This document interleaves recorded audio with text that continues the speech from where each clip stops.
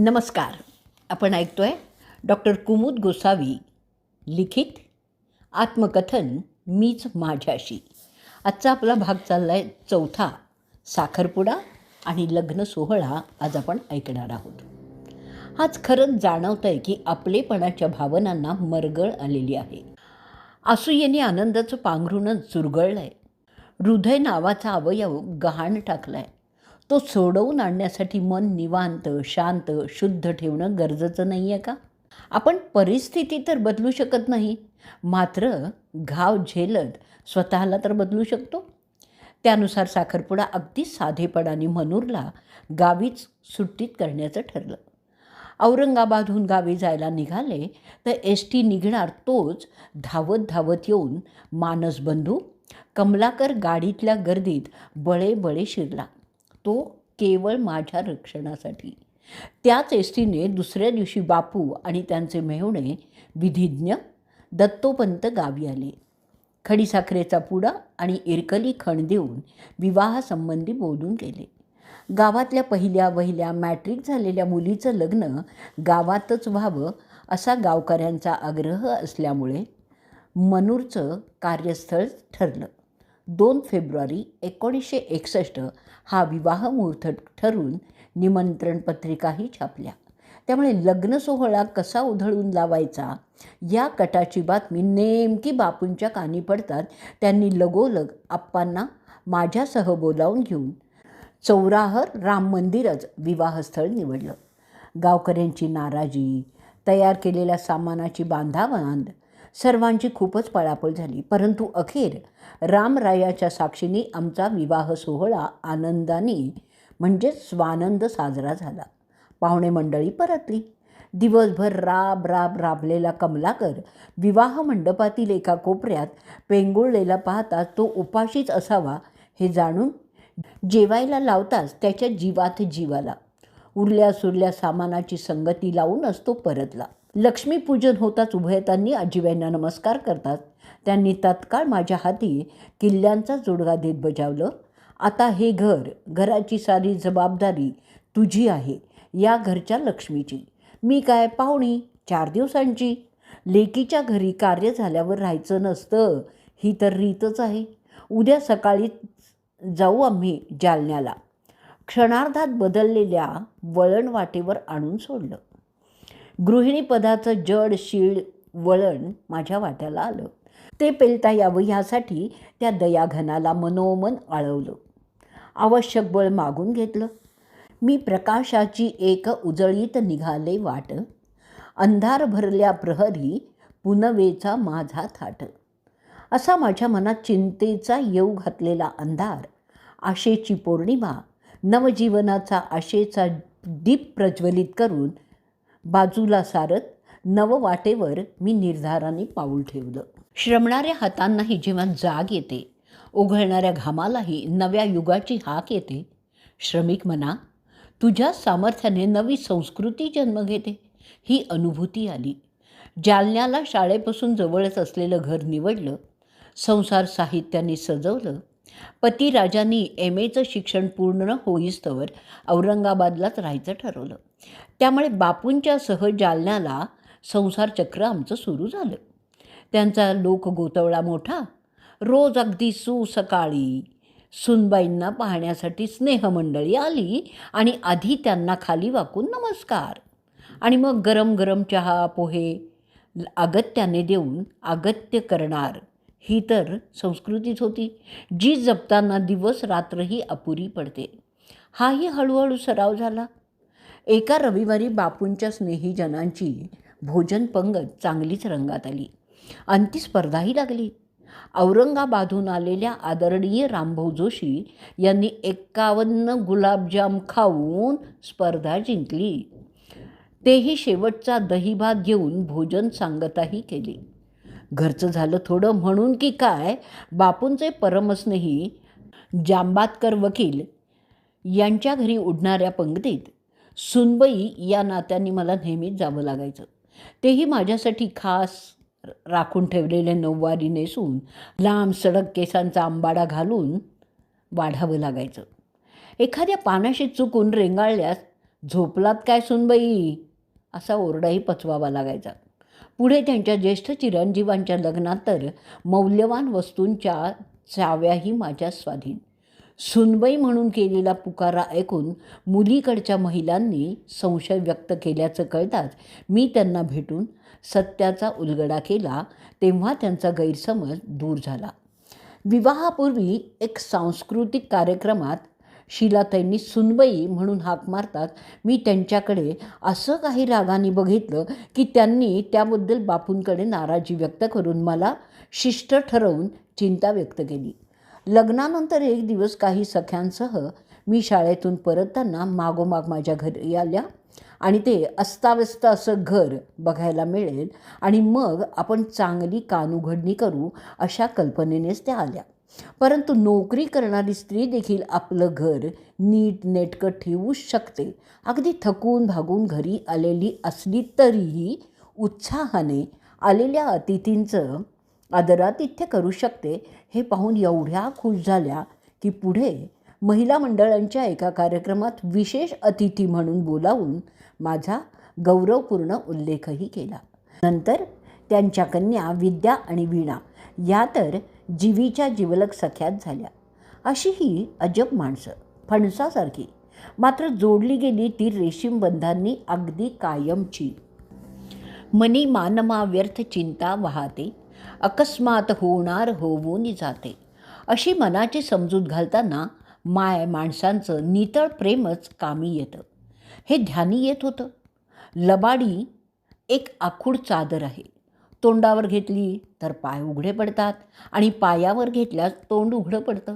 हे माहीत असल्यामुळे आपण आपल्या मनाशी देखील कधीही लबाडी न करता त्याच्याशी मुक्त संवादच साधत आले. सोनसळी मातीत गरिबीने दिलेल्या प्रत्येक चटक्याला समाजाचं दुःख हलकं करणाऱ्या दागिन्यात रूपांतरित करणारी माणसंही जवळून बघितली, जी खूप काही शिकवून गेली आहेत.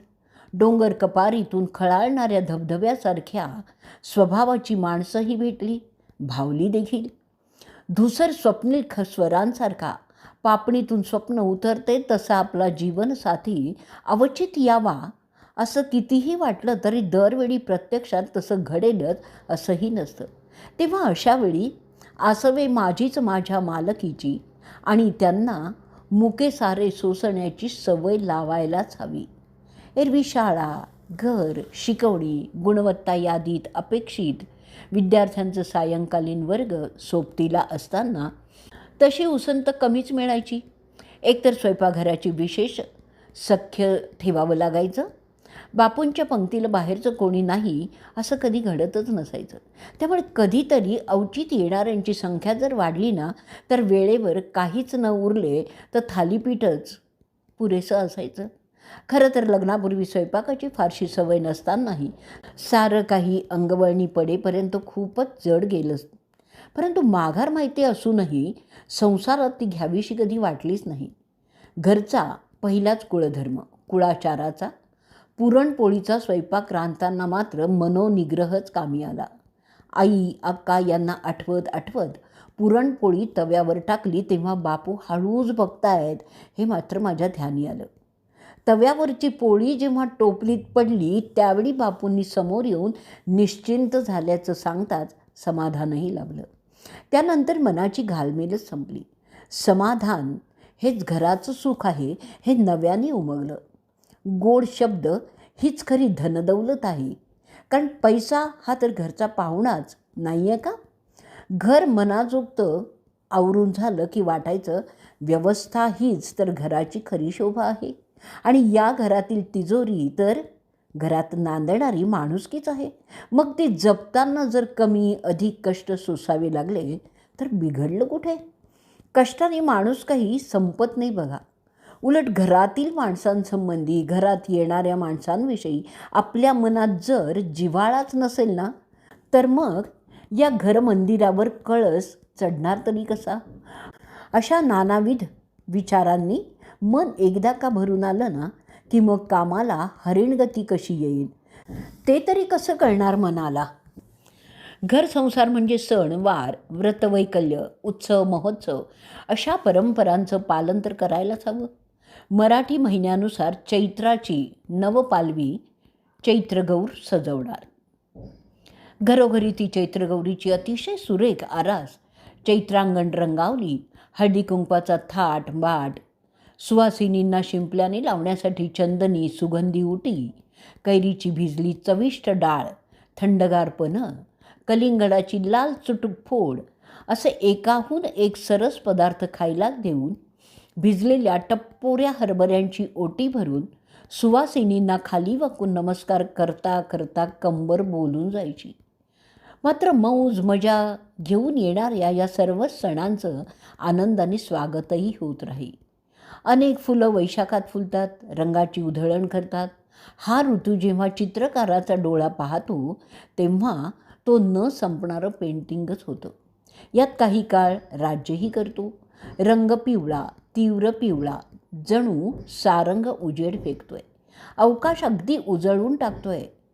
अक्षय तृतीया 3:30 मुहूर्तातील एक मुहूर्त साधणारा हा सण तर माझा जन्मदिन असल्यामुळे, शिवाय तू सुट्टीत येत असल्यामुळे गावाकडे आईच्या हातच्या सुग्रास आणि आवर्जून केलेल्या आवडीच्या पदार्थांवर ताव मारून साजरा होण्यातला आनंद काही वेगळाच असतो.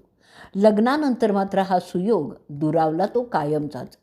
स्वतःच आमरस करताना मनूरच्या घराच्या आमराईतील एकेका विशिष्ट चवीच्या आवडत्या आंब्याची चव आठवत राहायची. तिथल्या खोबऱ्या आंब्याची चव बाजारी आंब्यात शोधून ती कशी गवसणार.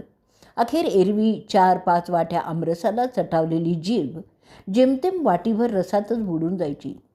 ज्येष्ठ पौर्णिमेच्या पहिल्या सणाला बापूंनी आणलेल्या विटकरी रंगाच्या नऊवारीची घडी तेवढी मोडली. मात्र पुढे ते फारसं नेसलं न गेल्यामुळे ते एकमेवच ठरलं. एकतर कपड्यात म्हणजे चिंध्यात पैसे केवळ गरजेपुरतेच खर्च करायचे हा दंडक बापूंनी घालून दिलेला असल्यामुळे साड्यांची संख्या 5च्या पुढे जाणार कशी. एकदा मैत्रिणींनी आग्रहानं आवडीची बांधणी प्रिंटची साडी घ्यायलाच लावली. मात्र माझी हिंमतच होईना ती नेसण्याची, म्हणून तिने ती स्वतःकडे ठेवून दिवाळी सणांची पुढे मला दाखवायला सांगितली. तर म्हणाले, यापेक्षा गुंजभर सोनं घेतलं असतंस ना तर जास्त आवडलं असतं. पुन्हा काय बिशाद होती असा अगोचरपणा करण्याची. नंतर कितीतरी कार्यक्रमातून तीच साडी नेसलेली पाहून एकीने त्यावेळी त्याबद्दल मला जेव्हा विचारलं तेव्हा माझ्या पतिराजांच्या पसंतीची म्हणून सांगताना माझं मलाच हसायला आलं. माणसांपुढे माणूसपणाचं आव्हान उभं असावं. माणसातील अपार प्रेम, दया, करुणा यांनी भरलेलं मानवतेचं वृंदावन आपल्या अंतरी जपून ठेवत लोकजिव्हाळा जपला. त्यासाठी कितीही कष्ट उपसावे लागले तरी दुसऱ्यांच्या दुःखात किंवा आनंदात सामील व्हायलाच हवं असतं. याचा अनुभव अनेकांकडून शिकता आला. त्यांचे आपुलकीचे शब्द शिणल्या भागलेल्या मनाला नेहमीच उभारी देत असत. बापूंनी पूर्वीच घेतलेल्या औरंगाबादच्या जागेवर नवीन वास्तू उभारण्यासाठी त्यांनी दीर्घ मुदतीची रजा घेऊन जालना सोडताना त्यांचा लोकलळाच कामी आला. त्यांचे स्नेही रामभाऊ यांच्या वाड्यातील एका छोट्या घरात मला सुरक्षित राहता आलं. MA फायनलला प्रवेश न घेता बायको कमावतीये आणि नवरा शिकतोय या टीकेने त्रस्त होऊन पतिराजांनी शासकीय सेवेत शिक्षक पदाची निवड करून एका खेडेगावात परसोड्याला राहून वेगळीच वाट धरलेली. तिथे चांगुणाबाई यांनी त्यांना अखंड वाक्प्रचार आणि म्हणी म्हणून वापरून बोलतं केलं. केलेला स्वयंपाक रुचकर आणि वेळेत केल्यावरही जाळा वाचून कड नाही आणि माये वाचून रड नाही गुलगुल्या, तवा वाढ म्हणून जेव लेकरा, असं ती कसे हातवारीत करीत म्हणायची हे मला साभीने सांगितलं त्यावेळी. निदान एक काळजी तरी दूर झाली. खरं तर तिचा तो माय मराठीतील अस्सल खजिना अक्षररूपाने जतन व्हायला हवा होता असं वाटतं. योगायोगाने शासनाने त्यांना B.Ed बेसिक पदवी प्रशिक्षणासाठी धुळ्याला पाठवलं. मासिक भत्ता ₹80 अपुराच पडायचा.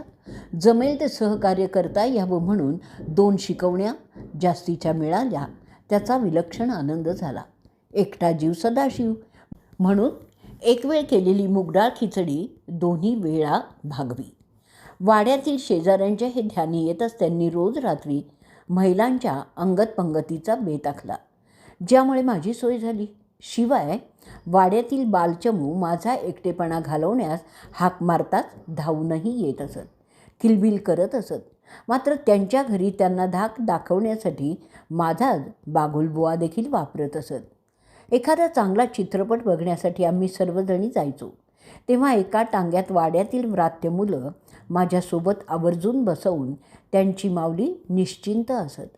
असं आपापल्या घरात राहूनही वाडा हे एक कुटुंबच ही अनुभूती खूप काही सांगून शिकवून तर गेलीच, परंतु आपण एकटे नाहीत ही जाणीवही मोलाचीच ठरली. आजचा भाग आपण इथे संपवणार आहोत. उद्याच्या भागात आपण संसार